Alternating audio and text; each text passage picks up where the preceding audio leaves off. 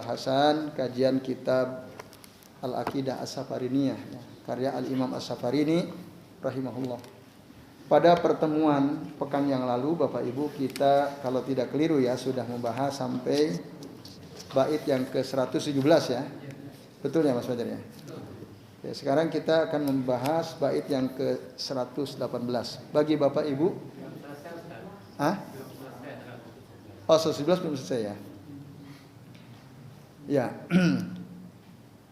Kita berarti melengkapi ya penjelasan bait 117 ya. Baik, bagi yang membawa kitab, nah silahkan dibuka halaman 77 bait 117 ya. Qala al-muallifu rahimahullah, berkata penulis kitab ini yaitu Al-Imam As-Safarini, semoga Allah merahmati beliau. Kada as-siratu summa haudul mustafa fayahana liman bihi nalasyifa. Demikian pula as-sirat. Kada demikian juga as-sirat, sirat itu harus diyakini adanya ya. Summa haudul mustafa. Kemudian juga kita harus meyakini adanya haud al-mustafa, manusia pilihan yaitu Rasul sallallahu alaihi wasallam.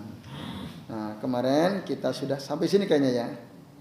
Jadi haud itu telaga ya Bapak sekalian, telaganya Rasul sallallahu alaihi wasallam yang di dalam hadis beliau menjelaskan ya, yang airnya itu ma'uhu asaddu bayadun minal laban wa ahla minal asal. Airnya lebih putih daripada susu dan lebih manis daripada madu ya, minal asal. Nah, kemudian ciduknya itu ada dan nujumis sama, sebanyak bilangan bintang di langit. Waman yasrabu minhu syurbatan, barang siapa yang minum satu tegukan saja dari telaga tersebut, la yazma'u ba'daha abadan, kata Nabi. Dia tidak akan pernah haus selama-lamanya. Nah, itu haud. Nah, kemudian Bapak Ibu dan jamaah sekalian, tapi ternyata faktanya nanti tidak semua umat Nabi Muhammad sallallahu alaihi wasallam bisa minum dari telaga tersebut. Jadi nanti ada umat beliau yang diusir, dihalang-halangi, dihalau. Tidak boleh minum dari telaga tersebut. Nah, disebutkan dalam hadis riwayat Abu Hurairah dikeluarkan oleh Ibnu Hibban ya di dalam kitab sahihnya.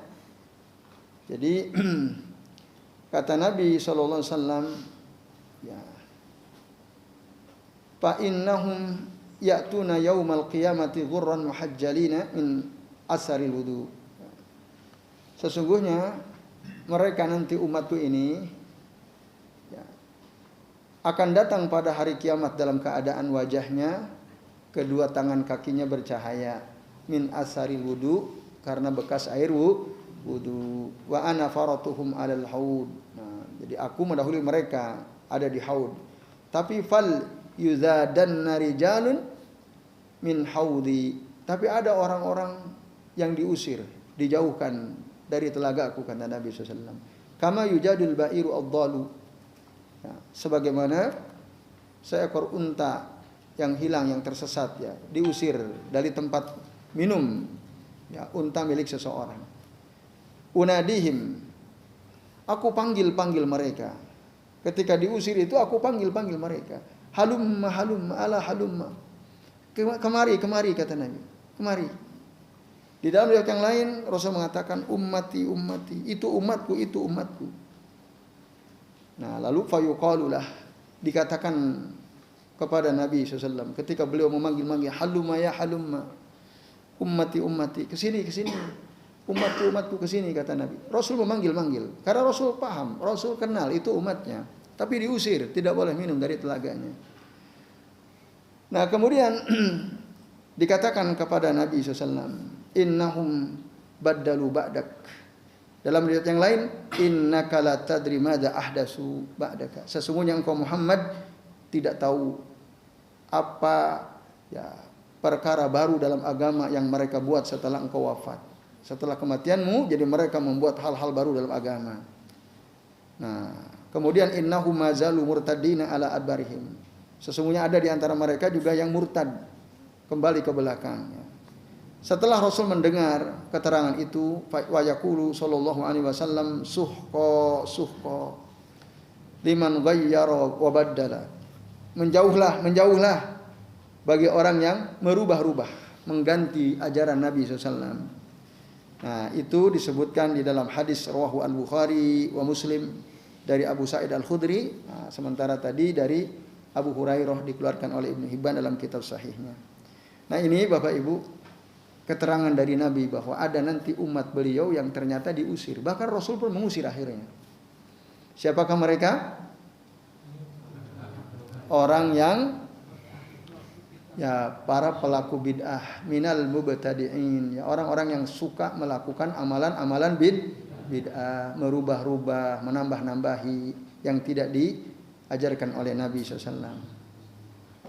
Nas'alullah al-afiyah. Kita memohon kepada Allah keselamatan dari perbuatan bid'ah. Jauhi sebisa mungkin Bapak Ibu, sekecil apapun, karena akibatnya nanti fatal. Nanti, sekarang mungkin kita tidak merasa.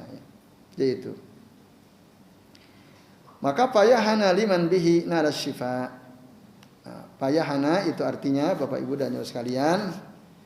Nah, artinya wahai orang-orang yang mendapatkan kenikmatan tanpa kesulitan, yaitu orang yang berhasil minum dari telaga itu. Kata hana itu berasal dari kata hani. Biasanya orang kalau makan itu hani ammaria gitu ya. Nah, jadi wahai dia yang bisa menikmati minum liman nala bihi, nala itu mendapatkan bihi minum asyifa, obat tadi obat kehausan, karena dia bisa minum dari telaga Rasulullah SAW. Nah, artinya berarti pada bait ke-17 yang keduanya itu, kalau bahasa kitanya Bapak sekalian, beruntunglah gitu ya orang-orang yang berhasil mendapatkan mendapatkan kesempatan untuk minum dari telaga Al-Kautsar. Nah, karena itu bisa menyembuhkan kehausan dia, dan tadi man syariba minhu syurbatan lam yadma abadan. Barang siapa yang minum satu tegukan saja, dia tidak akan kehausan selama-lamanya. Kemudian di bait yang ke-118 anhu. Nah, ini anhu yuzadul muftari kama warad. Nah, anhu dari hu itu kembali kepada al-haud. Dari al-haud yujadu itu yutradu, diusir. Siapa? Al-muftari. Al-muftari artinya al-mubtadi, ahlul bid'ah. Itu diusir. Kama warad, sebagaimana disebutkan dalam hadisnya tadi yang kami sampaikan. Nah, jadi nanti orang-orang yang suka melakukan amalan bid'ah itu akan yuzadu ay yutradu anil haudi. Itu Bapak Ibu dan jamaah sekalian, azanillahu wa iyyakum ajmain. Nah, dan al-muftari ini juga termasuk al-murtad an dinil Islam ya. Karena kata saya Shalih bin Fauzan, banyak orang-orang muslim sekarang ini laisa lahu minal islami illal ism. Ya. Tidak ada pada diri mereka kecuali hanya namanya saja. Islamuhum ghairu sahih.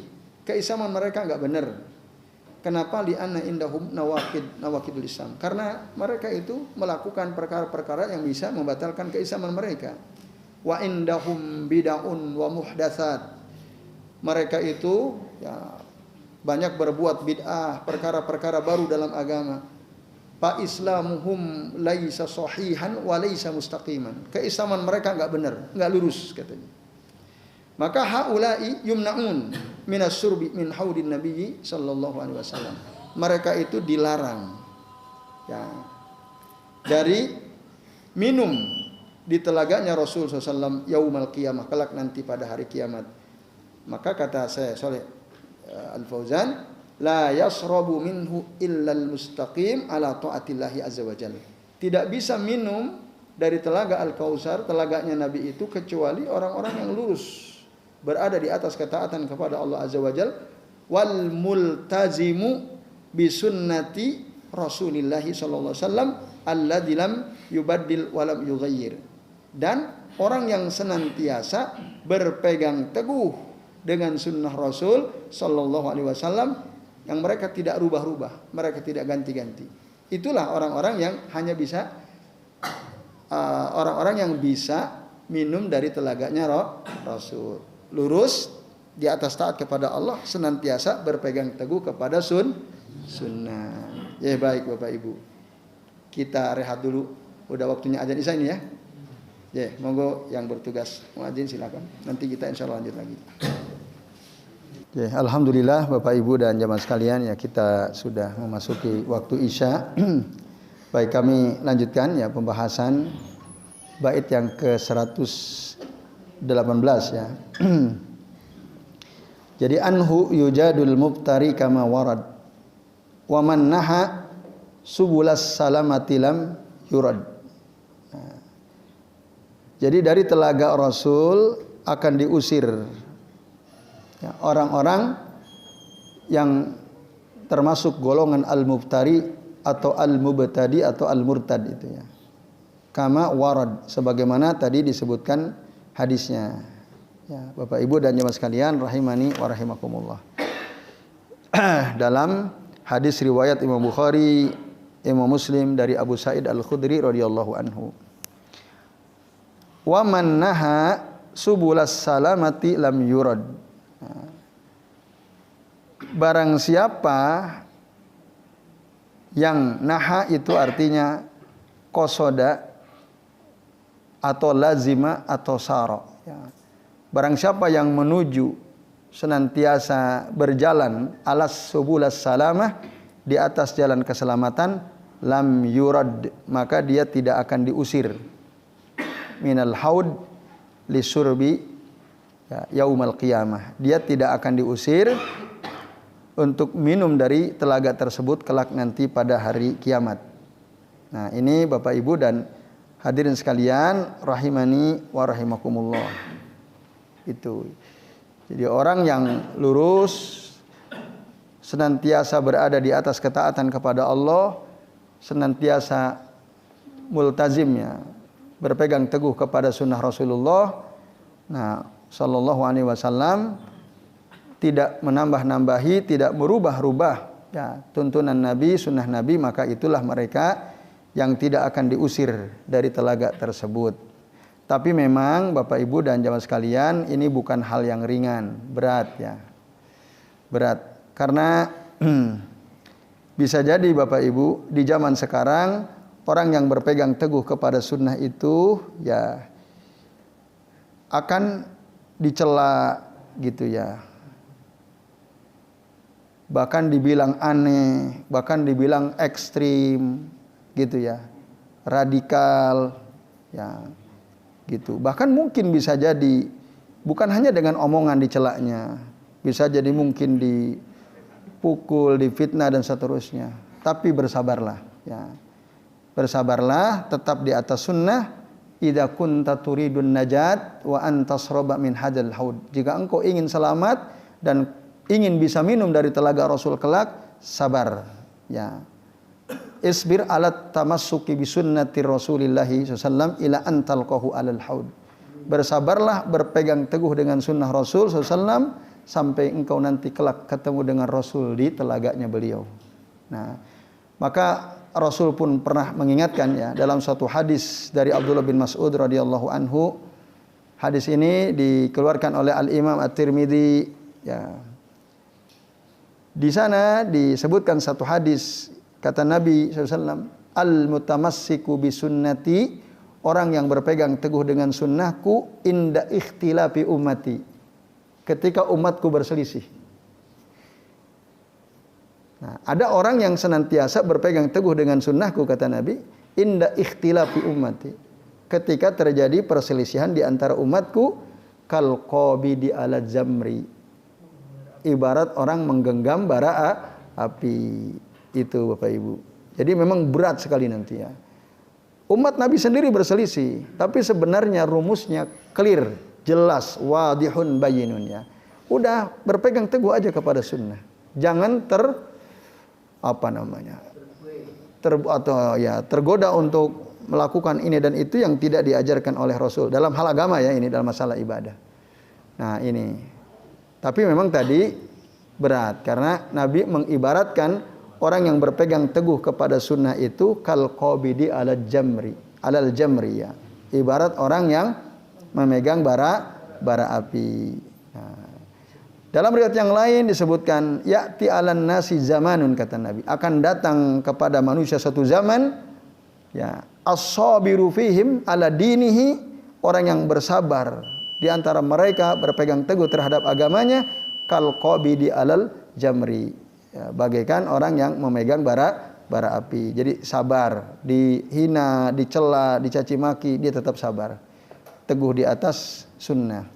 Jadi itulah mereka yang kelak nanti bisa minum dari telaganya Rasul sallallahu alaihi wasallam. Jadi baik Bapak Ibu dan jemaah sekalian, nampaknya waktunya sudah habis ya. Jadi kita cukupkan sampai bait yang ke-118 ya. Bait 119 insya Allah kita akan bahas di pekan yang akan datang. Ya silakan Pak Singgi.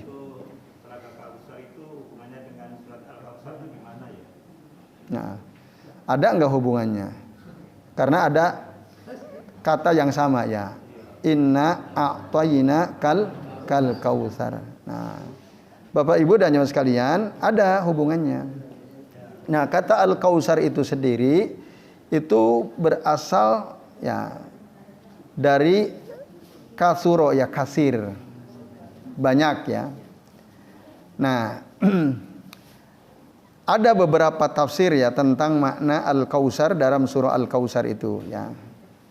Kalau kita lihat ya di dalam tafsir Ibnu Al-Jauzi, beliau bahkan menyebutkan sampai ada 6 pandangan para ulama tentang makna Al-Kautsar, sittatu aqwal.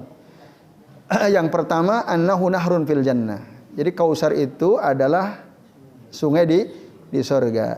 Nah, ininya apanya? Kalau surga apa?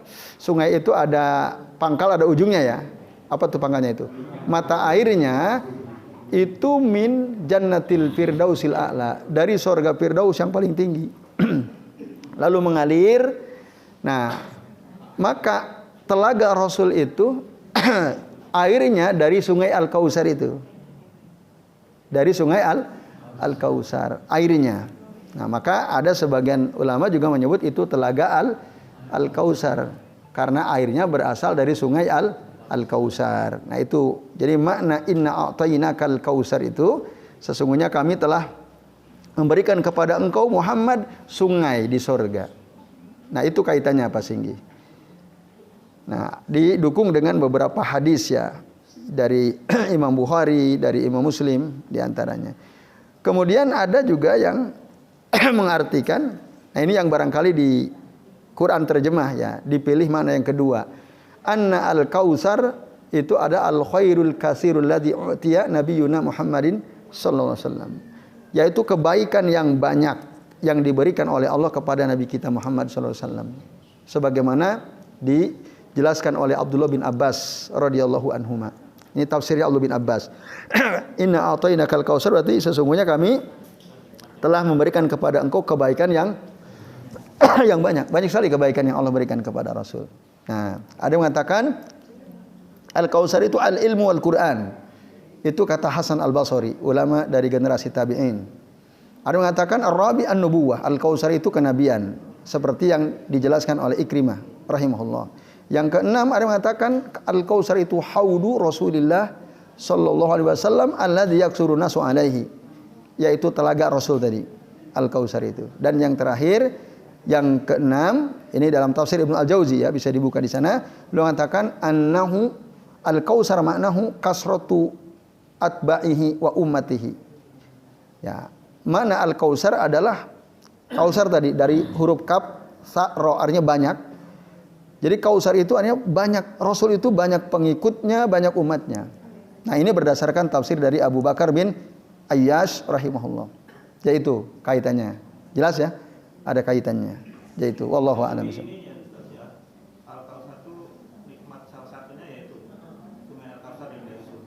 Ya, salah satu maknanya betul. Nah, maka jadi kalau minum dari telaga tersebut, dia tidak akan pernah kehausan selama-lamanya. Man syariba minhu syurbatan lam yazma abadan. Itu yang disampaikan oleh Nabi Shallallahu Alaihi Wasallam. Yaitu, ya silakan.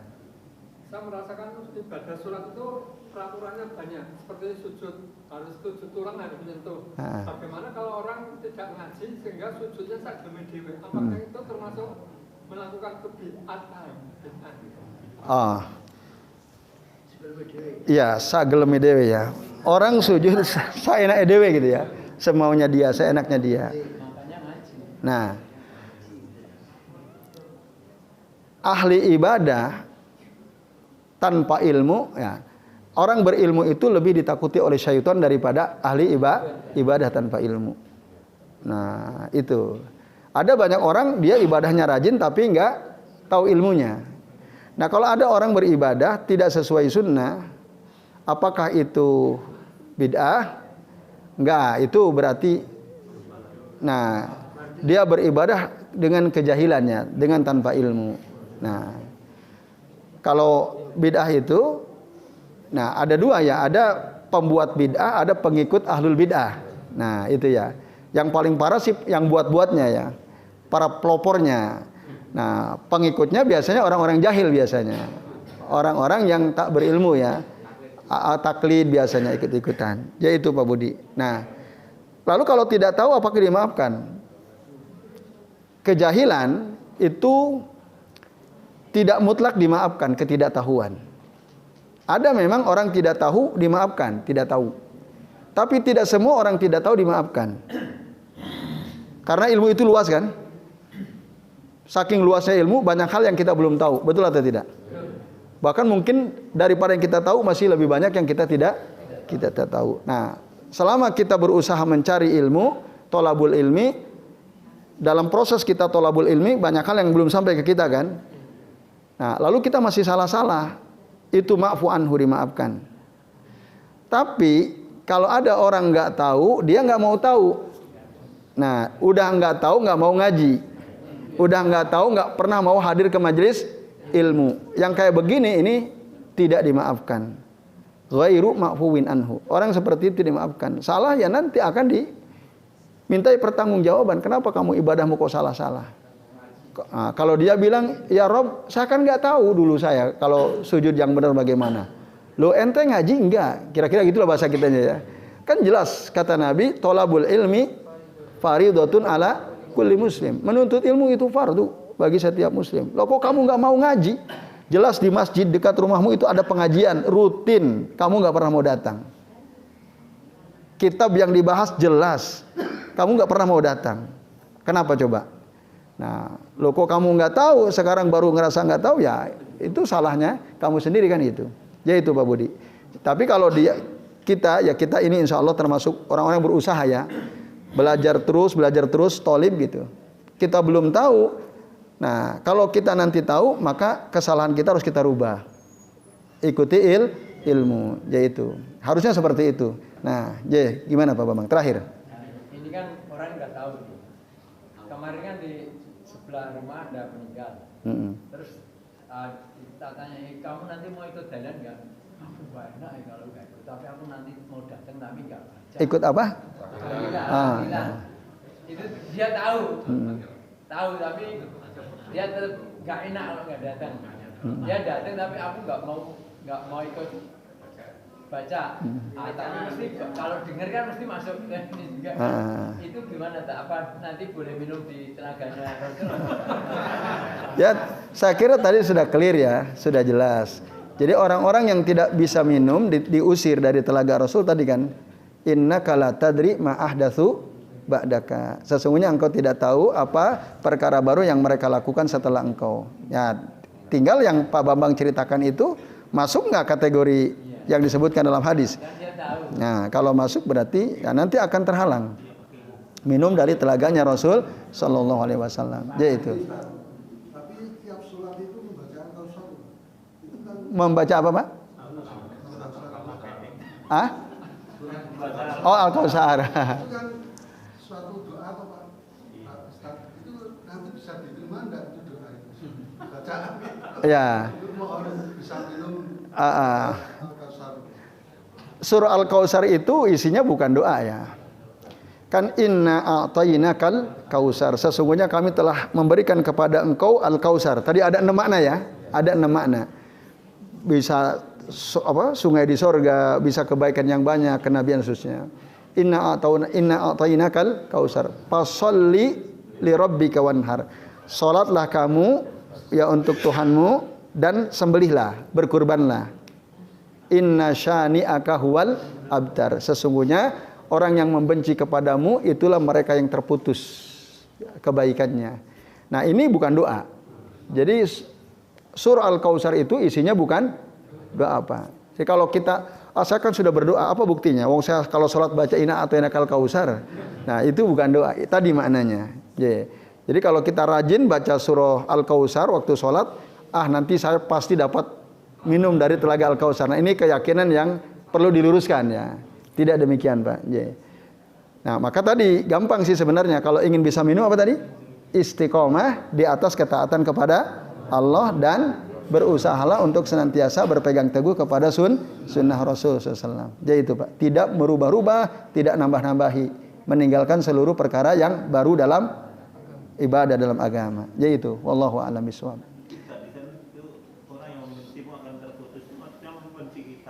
Membenci Rasul. Kan orang-orang kafir Quraisy sangat benci kepada Nabi. Bukan. Jadi waktu itu kan Nabi punya anak laki-laki. Semua meninggal semua kan? Yang Qasim, Abdullah, Ibrahim. Nah, mereka yakin, udah Muhammad nggak akan ada penerusnya, udah terputus.